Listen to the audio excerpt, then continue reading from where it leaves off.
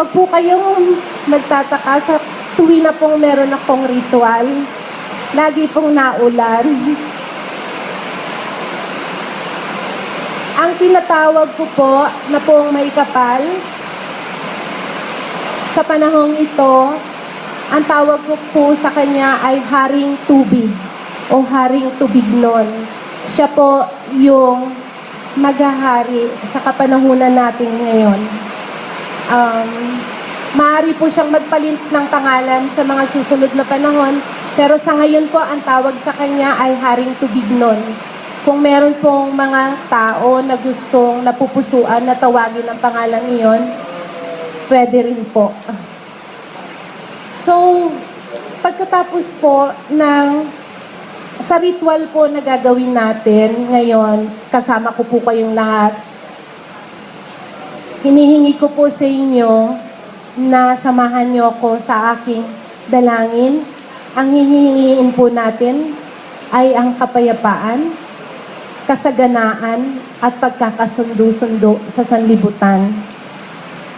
Hihingiin din po natin na ang mga taong nangangailangan ng tulong ay makuha ito sa lalong madaling panahon.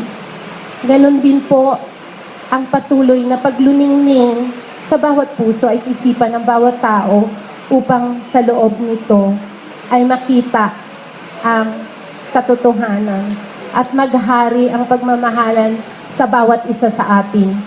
Ganon din po, ipadadala natin ang ating intensyon na maging mapayapa ang lugar na ito na tinatawag na Manila at ganon din ang buong Pilipinas, lalo na sa nagkakagulong lugar na tinatawag na Zamboanga.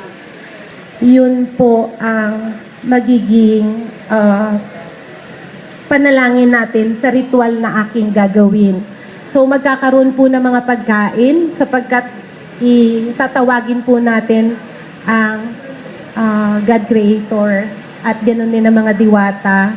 So kung sakali po mamaya na nagre-ritual ako, sa inyo pong puso at isipan, buksan niyo po ito, tawagin niyo po ang mahal na Diyos, at ganoon din po ang inyong mga diwata. Kung meron kayong mga kasama, nakilala niyo na. Kung hindi naman po, sabihin niyo na lang na kung sino man yung mga sumusunod sa aming mga pamilya, dito po kayo, kumain kayo. Iniimbitahan namin kayo. Ganon din ang mga ninuno ninyo na namatay, huwag po buhay.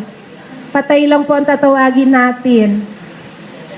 Pumunta po sila dito upang sila lahat ay dapuan kayo, magkaroon kayo ng proteksyon sa panahon ng ritual.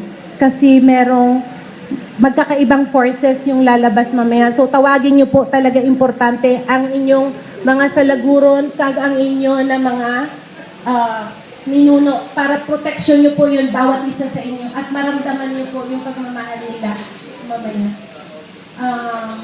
Ayun po. Yun lang po ang nais kong ibahagi sa inyong lahat.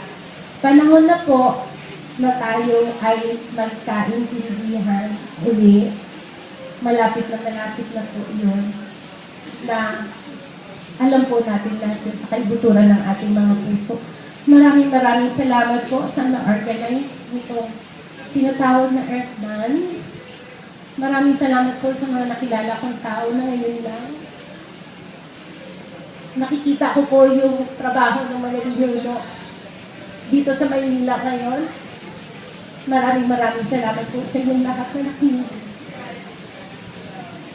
Salamat.